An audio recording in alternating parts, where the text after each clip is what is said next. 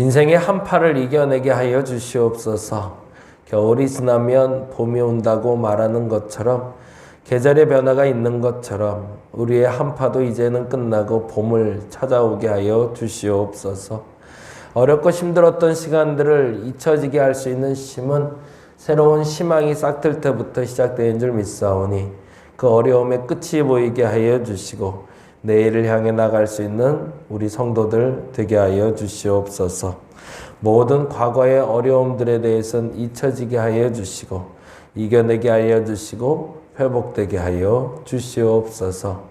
내일의 주인이 주님인 줄 믿사오니 그 내일을 우리에게 허락하여 주시며, 그 내일을 살아가며 그래도 이제는 살만하고, 그래도 이제는 숨쉴만하고, 그래도 이제는 회복되었다고 말할 수 있는 우리의 삶이 되게 하여 주시옵소서.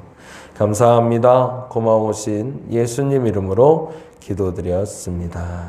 아멘, 아멘. 창세기 13장 말씀 같이 봅니다. 창세기 13장. 창세기 13장 1절에서 9절까지.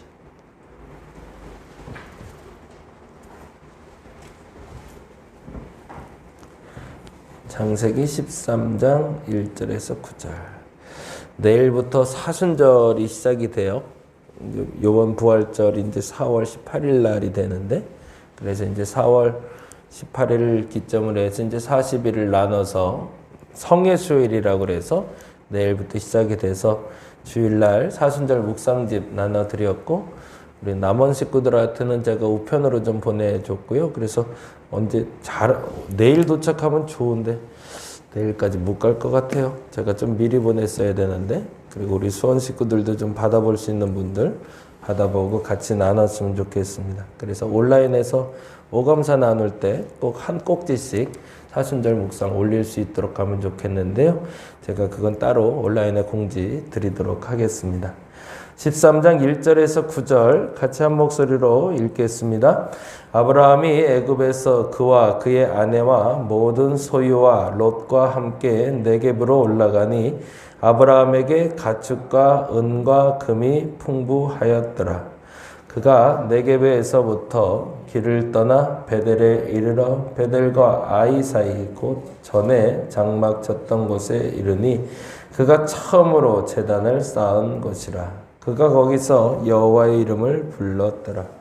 아브라함의 일행 곧 롯도 양과 소와 장막이 있으므로 그 땅이 그들이 동거하기에 넉넉하지 못하였으니 이는 그들의 소유가 많아서 동거할 수 없었음이니라.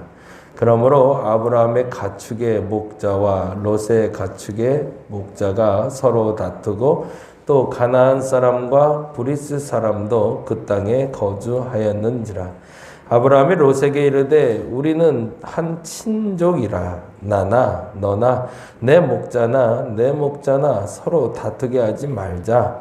내 앞에 온 땅이 있지 아니하냐. 나를 떠나가라. 내가 좌하면 나는 우하고 내가 우하면 나는 좌하리라. 아멘.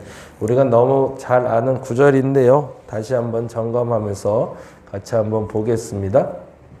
개인적으로 조금 다른 관점에서 보는 게 있어서 그 얘기 좀 드릴게요. 1절 말씀 한번 봐보죠. 1절에 재미난 단어가 있는데 숨겨진 단어예요. 그 단어 한번 찾아볼게요. 13장 1절 같이 한번 읽어보겠습니다. 아브라함이 애굽에서 그와 그의 아내와 모든 소유와 롯과 함께 네겝으로 올라가니. 여기서 굉장히 중요한 단어가 나와요. 12장 10절에 이렇게 돼 있잖아요. 12장 10절 한번 볼게요. 그 땅에 기근이 들었으므로 아브라함이 애굽에 거류하려고 그리로 내려갔으니 이는 그 땅에 기근이 심하였음이니라 라고 그랬잖아요. 애굽으로 아브라함이 내려갈 때 아브라함의 가족들이 내려갔다라고 알고 있는데 그때 롯이 있었을까요? 없었을까요? 예, 있었겠죠. 그 부분을 우리가 좀 주목하며 같이 봤으면 좋겠습니다. 롯은 의지할 수 있는 사람이 누구밖에 없을까요? 아브라함밖에 없어요. 근데 롯에게 있어서는 조금 충격적인 사건이 두 가지가 발생해요. 그 첫 번째 충격은 내 큰아버지가 하나님의 음성을 들었다고 생뚱맞게 할아버지를 버리고 가나안으로 이동했을 때예요. 말도 안 되는 일이었어요. 그때 당시에 아버지의 뜻을 어긴다는 건 말이 안 되는 일이었고, 아버지는 곧 준에서 나에겐 법과 같은 사람인데, 그 아버지를 떠나 하란을 떠나 가나안으로 갔던 아브라함은 굉장히 충격적이었어요. 그래서 아마도 물어봤을 거고, 그리고 본인이 알게 됐을 겁니다. 왜 아브라함이 가나안으로 갔는지. 그건 믿음의 실천이었고 믿음의 결단이었고 그 하나님이 얼마나 대단하기에 라고 생각했겠죠. 근데 또 한 번의 충격적인 사건이 벌어져요. 그 충격적인 사건은 아브라함이 애굽으로 움직인 거예요. 하나님이 지키신다며. 하나님이 가나안으로 가라고 그랬다며. 근데 큰아버지가 도대체 뭘 하는 거지? 라는 생각이 들었겠죠. 롯의 머릿속에 도대체 무슨 일이 있는 걸까? 하나님이 가나안으로 가라고 해서 갔다면 거기서 복을 받고 거기서 축복받고 은혜가 있어야 되는데 어떤 일이 벌어져요? 내 아버지 따라왔는데 내 큰아버지가 복받기는커녕 기근을 만났고 어려움에 처했고, 근데 더 중요한 게 있죠. 그 어려움에 처했을 때 아브라함의 대처 방안이죠. 하나님을 떠나는 모습을 본 거죠. 그런데 롯에게 어떤 신앙이 만들어졌을까요? 이쯤에서 다시 한번 질문을 하는 거예요. 우리 아이들에게 신앙이 좀 생겼으면 좋겠어요. 우리 아이들에게 믿음이 생겼으면 좋겠어요. 모든 믿는 사람들의 갈망이고 소망이에요. 그런데 여기서 우리가 질문을 하나를 더 해야 된다는 거죠. 나는 도대체 어떤 모습을 보이고 있을까? 어쩔 때 때로 보면 아주 강력하게 이렇게 살아야 돼, 이렇게 살아야 돼 라고 아이들에게 신앙을 강요해요. 주일 예배 드려야 돼, 11조 해야 돼, 너 그렇게 사는 게 맞아. 그래서 아버지, 어머니가 하는 말 때문에 아이들이 따라와요. 근데 어느 날 보니까 우리 아버지 이상해. 우리 엄마 이상해. 왜 저렇게 행동하지? 아예 약속의 땅은 떠나네. 아예 신앙은 없는 것 같은데. 근데 더 큰 문제가 있어요. 왜 우리 엄마 아빠는 왜 신앙생활 하는데 이렇게 어렵지? 라는 질문을 아이들이 던진단 말이죠. 근데 그 질문에 답해 줄 수 있어야 되는데 아브라함은 사실은 아브라함도 신앙이 만들어지는 과정이었기 때문에 그것을 설명할 만한 여력이 없었고, 그리고 집안의 가장으로서 자신이 책임져야 될 일이 있었기 때문에 그 일에 대해서 설명할 만큼 신앙도 삶도 성숙하지 못했었던 거죠. 이쯤 배경 설명을 하고 보면 조금 좀 다르게 볼 수가 있습니다. 그래서 일단 이 상황 설명을 먼저 드렸고요. 그랬더니 롯은 아브라함을 바라보며 어떤 생각을 가졌을지, 그리고 또 하나 아브라함의 신앙, 곧 하나님 신앙에 대해서 어떤 생각을 가졌을까를 질문해보고 가보자는 겁니다. 그런데 문제는 여기에 있었습니다. 13장 2절이죠. 13장 2절. 13장 2절 같이 한번 읽어봅니다. 아브라함에게 가축과 은과 금이 풍부하였더라. 이 재산은 어디서 얻어진 걸까요?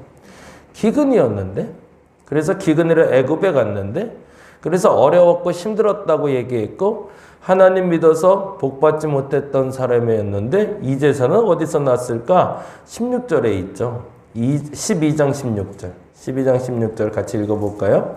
12장 16절. 이에 바로가 뭐라고 되어 있어요? 그로 말미암아는 뭐예요?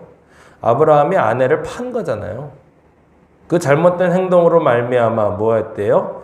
아브라함을 후대함으로 아브라함이 양과 소와 노비와 암수 나귀와 낙타를 얻었더라라고 되어 있어요. 거기 후대에다 동그라미를 해놔보죠. 잘 얻어진 소득인가요? 잘못 얻어진 소득일까요? 솔직하게 얘기하면 잘못 얻어진 소득이죠. 이렇게 해서 자신의 목숨도 구했고 재산도 얻었지만 이 재산을 하나님이 기뻐하셨을까요? 하나님이 보기에 영 못마땅하셨을까요? 못마땅한 재산 아닌가요? 그냥 솔직히 남의 얘기니까 그냥 편하게 하자고요. 내 얘기면 이렇게 못해요. 그렇죠? 아니 내가 가뭄 피해서 잠깐 피했는데 어떻게 기회가 와서 살짝 거짓말 한번 했는데 그 덕에 내가 먹고 살게 됐어. 그리고 돌아서면 되는 거 아니야? 그땐 그럴 수밖에 없었어. 우리는 그렇게 얘기해요. 그런데 하나님 보시기에는 영 못마땅한 거죠. 왜? 정직한 게 하나도 없어요. 신앙에도 정직한 게 하나도 없고 돈을 모으는 방식도 그 형통의 방식도 영 못마땅하죠. 그러면 하나님은 어떻게 하셔야 돼요? 이 재산에 대해서 그래도 네 거야 이래 주셔야 되나요? 그러면 우리 하나님이 아니겠죠. 그래서 다음에 한 일이 있습니다. 먼저 첫 번째 한 일이 3절과 4절입니다. 같이 한번 읽어볼까요? 13장 3절과 4절. 그가 네게브에서부터 길을 떠나 베델에 이르며 베델과 아이 사이에 곧 전에 장막 쳤던 곳에 이르니 거기다 줄쳐놓게 전에 장막 쳤던 곳. 그리고 다시 무엇인가의 깨달음을 얻은 아브라함은 다시 돌아옵니다. 애굽에 살 수가 없었겠죠. 아내를 다시 돌려받고 바로에게서 민망하고 그런데 그 재산은 다 가지고 또 나왔어요. 그러고서 다시 돌아왔는데 와보니까 언제였냐면 전에 장막 쳤던 곳이래요. 그건 뭐죠? 최초의 가나안에 정착했던 장소로 다시 돌아왔겠죠. 그리고 다시 회상했겠죠. 내가 그때 여길 왜 왔었는지. 그때 하나님이 가라에서 왔었는데 라고. 그러니 그래도 아브라함은 바른 정신을 가진 사람이라 4절의 일을 행합니다. 같이 한번 읽어볼까요? 그가 처음으로 거기다 별표해 놓을게요. 우리가 매일 말하는 그 첫사랑이죠. 그렇게 만났지 하나님. 그 하나님이었지 라고. 처음으로 제단을 쌓은 곳이라. 거기서 예배드렸던 곳이래요. 그리고 이제 회상이 됐겠죠. 내가 왜 나왔었는데. 그러다가 내가 왜 가나안을 갔었는데 왜 애굽에 갔다가 여기 왔는데 라고. 그리고 이렇게 얘기합니다. 뭐라고 되어 있죠? 그가 거기서 여호와의 이름을 불렀더라. 거기다가 두 줄 쳐놓을게요. 누구의 이름을 불렀대요? 하나님의 이름이 아니라 여호와의 이름을 불렀대요. 그거 우리 구분하자고 그랬습니다. 여기서 하나님이라 그러면 무슨 일이 벌어진 거에 대한 감사예요? 내게 부하게 하신 하나님께 감사겠죠. 왜? 하나님이란 단어가 엘로힘 권능을 말하는 거니까. 근데 여기서는 누구를 얘기하고 있어요? 야훼, 여호와를 얘기해요. 어떤 하나님이죠? 나를 부하게 하신 하나님이 아니라 나를 구원하신 하나님에 대한 감사가 나오고 있죠. 또 다른 말로는 회개를 시작을 했겠죠. 이 재산이 내 재산이 아닙니다. 이렇게 버는 건 아닌데 라는 걸 깨달았고 그 재산을 바라볼 때마다 마음이 불편했겠죠. 그런데 역시나 이런 일이 벌어지는 거죠. 5절, 6절입니다. 같이 읽어볼까요? 아브라함의 일행 롯도 양과 소와 장막이 있으므로 라고 연결이 돼요. 이제 누구 얘기로 넘어가는 거예요? 롯에 대한 이야기로 넘어가요. 양과 소가 많았었던 것 같아요. 애굽에서 꽤 많이 받아온 것 같아요. 그래서 혼자 관리하긴 좀 그랬어요. 그래서 위탁한 거죠. 롯에게 너도 조금 한번 길러볼래? 라고. 근데 어느 날 보니까 이 녀석이 그게 자기 거래요. 그러면서 자기 거에 대한 소유 주장을 해요. 그래서 냅뒀는데 그게 점점 많아지기 시작했어요. 그리고 많아지다가 어느 정도까지 이르려면 6절입니다. 같이 읽어볼게요. 그 땅이 그들의 동거하기에 넉넉하지 못하였으니 이는 그들의 소유가 많아서 동거할 수 없었습니다. 여기서 주목한 게 있죠. 이 소유가 많은 게 복이었던 건가요? 그러면 아니었던 거죠. 그리고 이렇게 얘기합니다. 7절 말씀. 그러므로 아브라함이 가축과 목자와 그의 롯의 가축과 목자가 서로 다투고 또 가나안 사람과 브리스 사람도 그 땅에 거주하였더라. 그래서 이제 우리가 잘 아는 대로 재산 분할 사건이 나옵니다. 그러면은 사실은 아브라함의 재산이 없어지는 거잖아요. 요쯤에서 다시 한번 정리를 하죠. 시작이 뭐냐는 거죠. 하나님 앞에서 아브라함이 어떻게 서고 있는지를 롯이 봤어요. 그리고 반면교사를 보면서 나도 저렇게 신앙생활 해야지 라고 배워야 되는데 엉뚱하게 잘못 배우게 만들어 버렸죠. 그리고 나서 아브라함은 엉뚱한 잘못된 재산을 얻게 됩니다. 그거에 대해서 아브라함이 회개를 했죠. 회개하면 끝나던가요? 아니요. 회개한 후에 그 죄에 대한 대가도 치러야 되는 겁니다. 그래서 아브라함은 자신이 가졌던 재산의 반 이상을 잃게 되는 거죠. 누구 때문에? 롯 때문에? 아니요. 자신이 잘못한 것 때문에.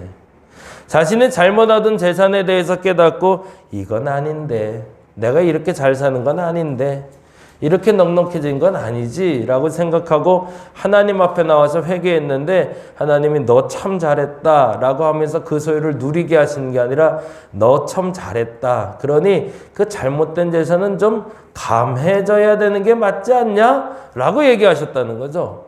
그리고 롯이 가지고 나가게 만들어 버리시는 거죠. 그러면 그 다음에 아브라함은 대가까지 치렀으니 복받을 준비가 되겠죠. 순서를 다시 한번 봅니다. 하나님이 나를 불러서 하라 하시는 일에는 항상 복된 일이 다음날 진행되지는 않습니다. 기근도 있고 어려움도 있죠.